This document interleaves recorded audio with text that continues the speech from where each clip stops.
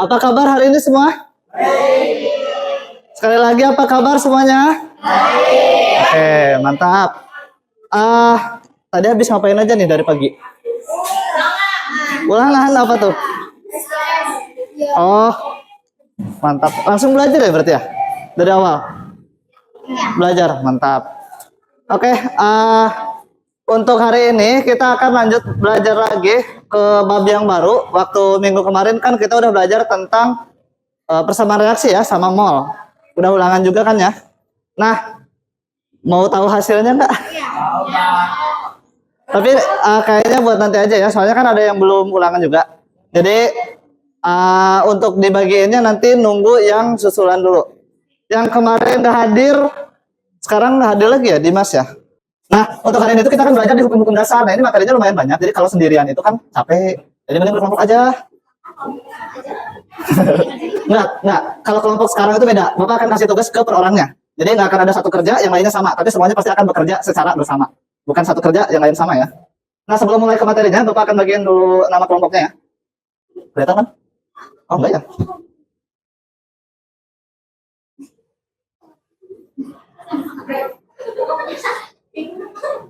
Sambil dibagiin juga untuk KPD-nya. Ini setiap kelompok itu beda ya KPD-nya. Jadi kalian nggak akan bisa kerja sama antara kelompok satu dan kelompok yang lain. Untuk yang kelompok satu, ada Ajeng, Gita, Muhammad Fadli, Fitri Amelia, Fahri, Ilham, sama Amanda. Yang mau panggil coba ke depan ambil KPD-nya berukir aja. Ajeng aja deh. Langsung tulis aja nama anggota, nama ketua kelompok. Nah, nama ketua kelompok itu yang mau panggil pertama kali ya. Jadi untuk kelompok satu ketuanya Ajeng. Oke, untuk kelompok yang kedua, perhatikan lagi. Ada Vivi Lupia, Ose Desta, Sinar, Fairuzia, Herlan, Kesha, sama Naomi. Vivi, ambil langsung tulis identitas kelompoknya. Oke, yang kelompok tiga, ada Kalimatus Asifah, Asya, Rafka, Sylvia, Dimas, Wulan, sama Vanessa. Berarti Kalimatus ambil. Oke, berikutnya yang kelompok 4, ada Nabila, Nafla, Dorotun, Sela, Saidiana, Syifa, sama Anjani. Ini ada ya? Oh iya benar. Ya udah. Berarti Bapak salah yang lain. Habis Fitri. 5. Ya ada 7 anggota. Apa? Dia cuma anggota 1 gimana? Bentar. Ya, nih. Oke, kelompok 5, kelompok terakhir ada Aulia, Airin, Ahmad, Cici. Sebelah sini. Ini kelompok 1. Atur bangkunya cukup biar 7 orang. Terus kelompok 2 di belakangnya kelompok 1 di sebelah sini. Ayo langsung bergerak coba. Kelompok 1. Oke, Bapak ulang. Kelompok 1 di pojok sebelah kiri Bapak. Kelompok 2 di belakangnya. Untuk kelompok 3 di tengah-tengah di sini. Untuk kelompok 3 di tengah-tengah. Kelompok 4 di ujung sebelah kanan depan. Kelompok 5 belakang kanan. Oke, langsung pindah-pindahin aja kursi sama mejanya ya. Coba langsung duduk berkelompok.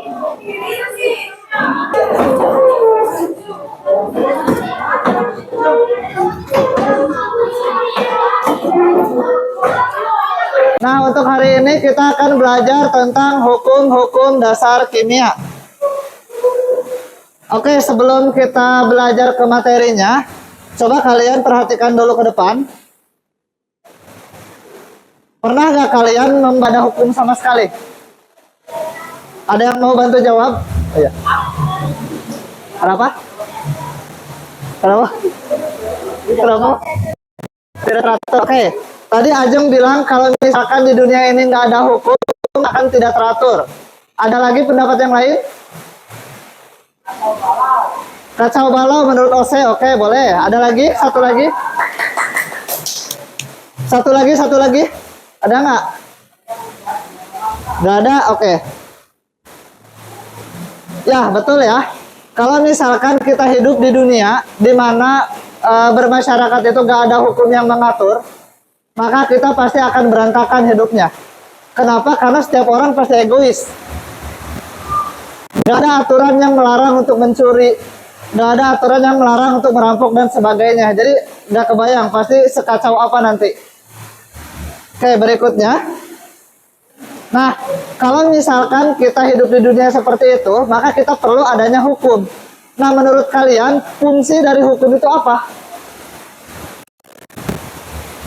Tadi kan kalau nggak ada hukum akan apa ya, tidak teratur, kacau balau. Nah, berarti hukum itu perlu kan? Buat apa? Buat mengatur apa? Ya, buat mengatur kehidupan bermasyarakat atau istilahnya hidup lebih teratur. Jadi anggap aja kita seperti berbaris ya. Berbaris itu kan salah satu bentuk dari aturan yang sederhana. Fungsinya buat apa? Biar lebih nah, selain hidup bermasyarakat, ternyata ketika kita akan mempelajari suatu ilmu, terutama seperti ilmu kimia, kita juga akan memerlukan hukum-hukum atau aturan-aturan untuk mempelajarinya. Nah, hukum atau aturan tadi yang disebut yang akan kita pelajari itu disebut dengan hukum-hukum dasar kimia. Nah, jadi kurang lebih intronya seperti itu ya. Kenapa kita harus mempelajari hukum dasar kimia? Ya, fungsinya tadi anggap aja seperti hidup bermasyarakat. Kalau kita tidak punya aturan, maka akan kacau balau. Sama halnya dengan belajar kimia. Kalau misalkan kita belajarnya asal-asalan, mana bisa masuk ke kitanya gitu. Jadi harus ada aturan untuk mempelajarinya juga.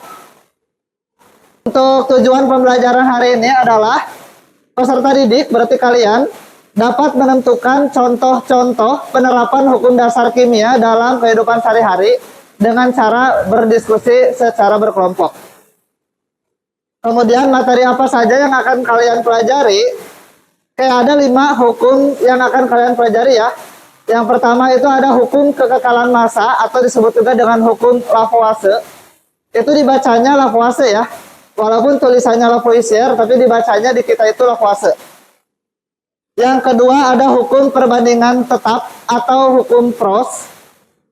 Yang ketiga hukum perbandingan berganda atau hukum Dalton. Yang keempat itu ada hukum perbandingan volume atau hukum Gay-Lussac, nama penemunya. Dan yang terakhir itu adalah hukum Avogadro. Nah, jadi untuk pembelajaran di bab ini kalian akan mempelajari 5 hukum-hukum ini. 5 hukum ini yang akan mendasari semua konsep perhitungan yang ada di kimia. Hukum pertama siapa? Yang hukum kedua siapa? 5, 5, 5. 1, 5, 3. 2 sama 4? Ini 2, ini 4. Oh, duanya berdua? Iya kan ada 5. Ah. Ya kan satu-satu. Iya. Ah. Oh iya, yang satunya buat nanti. Ah. Nah, nggak apa-apa. Tapi kalau mau bantu juga boleh. Semua belum? Nah, di sini kan artikelnya kan ada berbeda ya. Untuk yang kelompok 1 dan 2 itu sama, yaitu tentang pembuatan obat. Kalau untuk yang kelompok 2 itu tentang pembuatan gula merah atau gula aren. Kalau untuk yang kelompok 3 tentang pembuatan keramik. Sedangkan untuk yang kelompok 5 itu adalah tentang pembuatan tape ketan bakung ya. Nah, di sini kita akan belajar mengatur cara mengisi LKPD-nya ya di antara masing-masing kelompok. Oke, yang pertama setiap ketua kelompok, boleh berdiri. Coba berdiri dulu. Ayo, ketua kelompok 4 dan 5. Oke, sip. Nah, setiap ketua kelompok kalian bagikan tugas kepada masing-masing anggotanya. Nanti delegasikan tugas setiap masing-masing anggota. Nah, tugas yang harus kalian berikan itu poinnya boleh perhatikan ke depan. Yang pertama, ada yang bertugas untuk mencari informasi terkait materi hukum dasarnya. Coba kalian buka di LKPD di halaman berikutnya. Di sana ada 5 QR code kan ya. Ada yang hukum Lavoisier sampai hukum Avogadro. Nah, ketua kelompok coba suruh anggotanya masing-masing 1 orang buat nyari 1 materi. Misal nih, misal Ajeng nyuruh ke salah 1 orang ke siapa namanya? Apa? Amanda. Nyuruh ke Amanda buat nyari yang hukum Lavoisier. Terus anggota lainnya disuruh untuk mencari hukum Proust dan seterusnya. Kira-kira paham? Oke, sip. Kita tinggal di-scan aja dari QR code yang ada di LKPD ya. Untuk materinya nanti ada tampil video, kalian boleh dibaca dulu aja videonya sama ditonton ya. Oke. setelah kalian selesai mencari informasi dan mengerjakan LKPD, kalian akan melakukan presentasi. Nah, yang melakukan presentasi itu wajib dari ketua kelompoknya. Tapi ditemani 1 orang anggota. Kalian kan ada 7 orang ya. Yang 5 orang nyari informasi, 1 orang ketua, dan 1 orang lagi nganggur kan ya. Nah, yang 1 orang nganggur ini jangan biarin nganggur. Kasih dia tugas buat mencatat semua pendapat. Misal kalau pada saat presentasi, nanti kelompok lain akan berpendapat. Nah, yang jadi nganggur tadi disuruh menulis pendapatnya. Kemudian, kalau misalkan kelompoknya tidak sedang presentasi, maka yang tadi nganggur wajib memberi pendapat. Kira-kira paham? Oke, kalau misalkan udah paham semua, silakan kalian mulai masuk ke LKPD yang bagian investigasi kelompok.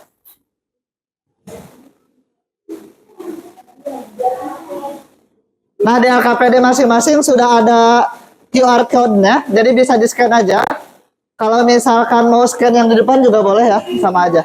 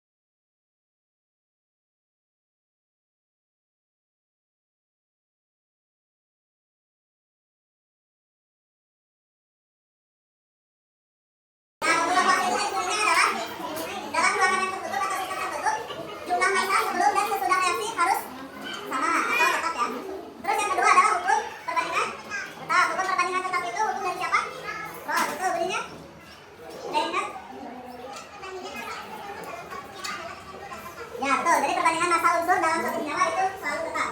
Next, yang ketiga, hukum dari Dalton. Bunyinya apa?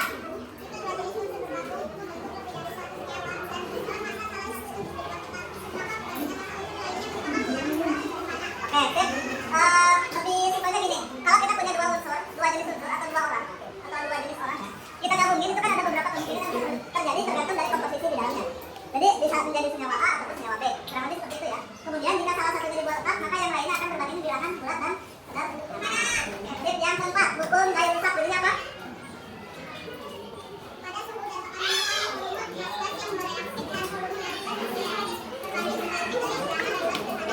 Ya, betul. Pada suhu dan tekanan tertentu yang telah volume gas sebelum gas bersudah reaksi itu adalah bilangan bulat dan sederhana.